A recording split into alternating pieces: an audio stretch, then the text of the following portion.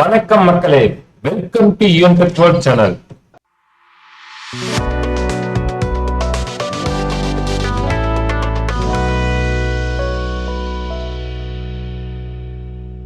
இன்னைக்கு நம்ம இந்த வீடியோல பார்க்கக்கூடிய ஒரு இன்ஃபர்மேஷன் என்ன அப்படின்னு பாத்தீங்கன்னா, ரேஷன் அட்டைதாரருக்கு ஒரு சூப்பரான இன்ஃபர்மேஷன். அவங்க ரேஷன் கார்டுகளில் திருத்தங்கள் மேற்கொள்ள ஒரு அரிய வாய்ப்பை தமிழக அரசு ஏற்படுத்தியுள்ளது.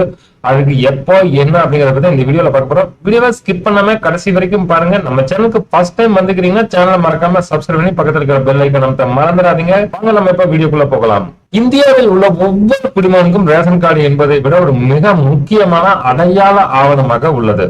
சோ ரேஷன் கார்டு இல்லாமல் எந்த ஒரு பணியும் நடக்காது. ஆகவே புதிதாக திருமணமான பலரும் புதிய ரேஷன் கார்டு பெற விண்ணப்பித்து வருகிறார்கள்.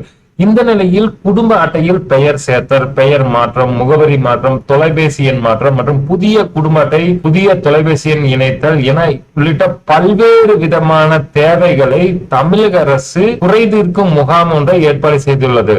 சோ இந்த பொது விநியோக திட்டத்தின் கீழ் குறைகளை தீர்க்க டிசம்பர் மாதம் 9ஆம் தேதி அனைத்து வட்டாட்சியர் அலுவலகத்திலும் நடைபெற உள்ளதாக அறிவிச்சிருக்கிறாங்க. இதனை பொதுமக்கள் பயன்படுத்திக் கொள்ள வேண்டும் என சேலம் மாவட்ட ஆட்சியர் கார்மேகம் அவர்கள் தெரிவித்துள்ளார்கள்.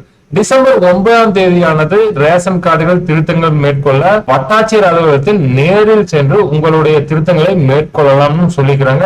யார் யாருக்கு திருத்தங்கள் மேற்கொள்ள வேண்டுமோ ரேஷன் கார்டில் அவர்கள் டிசம்பர் 9ஆம் தேதி குறை தீர்க்கும் முகாமில் சென்று விண்ணப்பிக்கலாம் என்றும் அறிவித்திருக்கிறாங்க. இந்த இன்ஃபர்மேஷன் பாத்தீங்க அப்படின்னா செய்திகளுக்கும் எடுக்கப்பட்டது. வீடியோவை கண்டிப்பா லைக் பண்ணுங்க, உங்க நண்பர்களுக்கும் ஷேர் பண்ணுங்க. அவங்களும் இந்த ரேஷன் கார்டில் திருத்தங்கள் ஏதாவது இருந்தால் தீர்த்துக் கொள்ளலாம். நம்ம மீண்டும் அடுத்த ஒரு சூப்பரான வீடியோவில் சந்திக்கும் முன் நம்ம சேனலுக்கு ஃபர்ஸ்ட் டைம் வந்துக்கிறீங்கன்னா சேனல் மறக்காம சப்ஸ்கிரைப் பண்ணி பக்கத்துல இருக்கிற பெல் ஐகானை மறக்காம கிளிக் பண்ணிக்கங்க. உங்களுக்கு ஏதாவது சந்தேகம் இருப்பில் நம்ம கமெண்ட் பாக்ஸ்ல மெசேஜ் பண்ணுங்க, நம்மளுக்கு ரிப்ளை கொடுப்போம். நன்றி, வணக்கம்.